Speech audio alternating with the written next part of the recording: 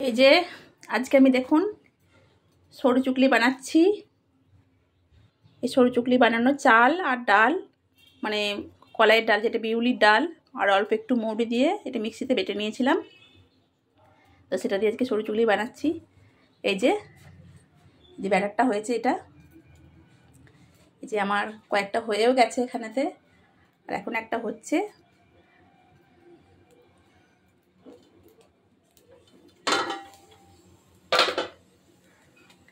এই দেখুন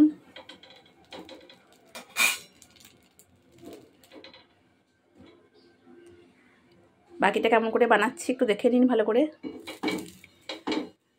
ননস্টিকে তেল না দিলেও চলে, তবুও আমি একটুখানি হালকা করে তেল দিয়ে দিলাম।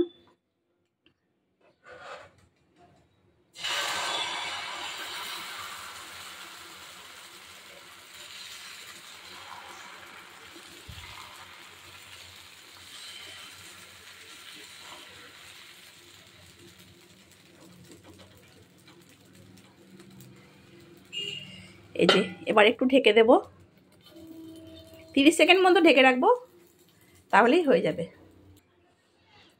তো ব্যাটারটার জন্য আমি 500 গ্রাম চাল দিয়েছিলাম, যে ভাত রান্না করা ওই চালই দিয়েছিলাম, আর 50 গ্রাম মতো বিউলির ডাল দিয়েছিলাম, আর 1 চামচ মৌরি দিয়েছিলাম। এটা দিয়ে মিক্সিতে আমি বেটে নিয়েছি। তো আপনারা এইভাবে বানিয়ে দেখবেন। এই দেখুন হয়ে গেছে, এটা অটোমেটিক্যালি উঠে আসবে।